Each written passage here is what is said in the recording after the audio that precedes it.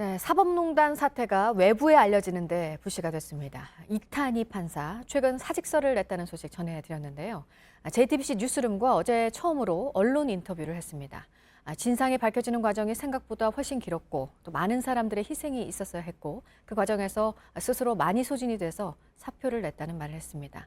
사법개혁에 대해서는 법원의 힘만으로는 할 수가 없고 다른 기관들과 시민들까지도 협력을 해야 한다고 했습니다.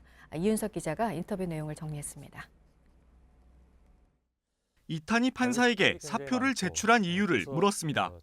남아서 좋은 재판을 해달라는 그런 권유도 많이 받으셨을 텐데 왜 그런 결심을 하고야 마셨습니까? 저 개인적으로 지난 2년 동안 너무 고생을 좀 한 것 같아요. 예. 좀 마음고생이겠죠, 주로. 출발점으로 알고 있는 것은 이 판사는 지난 2년 동안 하루도 마음 편히 지내지 못했다고 말을 이어갔습니다. 진상이 밝혀지는 과정이 생각보다는 훨씬 길었고 예. 훨씬 더 많은 사람들이 노력과 희생을 했어야 됐고 예. 저도 그것을 이제 가까이서 지켜보면서 좀 하루도 마음 편하게 지내지는 못했습니다. 사법농단을 세상에 처음 드러낸 과정도 설명했습니다.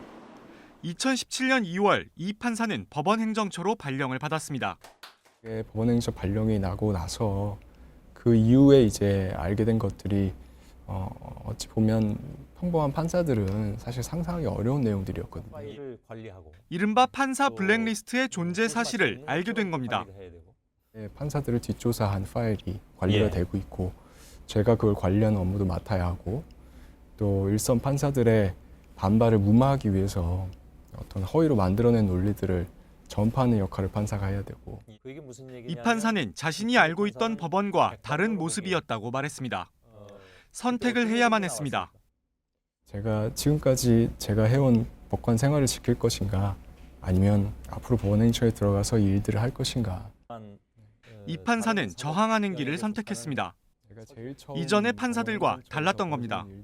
사표를 그 당시에 내니까 그러니까 2년 전이었습니다. 행정처에서 그럼 당신한테 그런 일은 시키지 않을 테니까 그냥 가만히 있어라. 네. 그때 어떤 얘기들이 나왔습니까?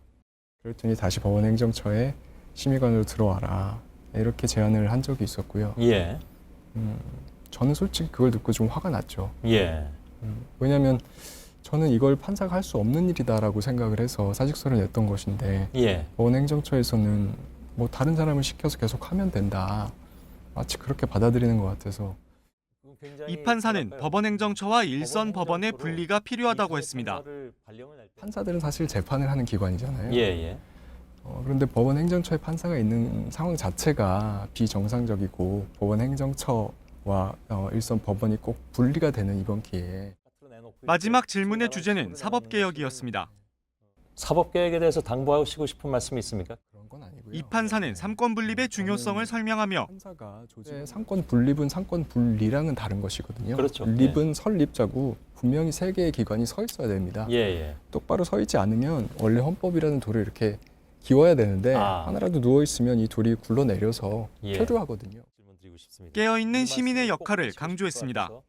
좋은 판사들과 공직사회와 그리고 시민들이 다 같이 협력해서 할 수 있는 일, 그런 일들이 좀 앞으로 많이 찾아졌으면 좋겠습니다. 언론에서는 좀 JTBC 이윤석입니다.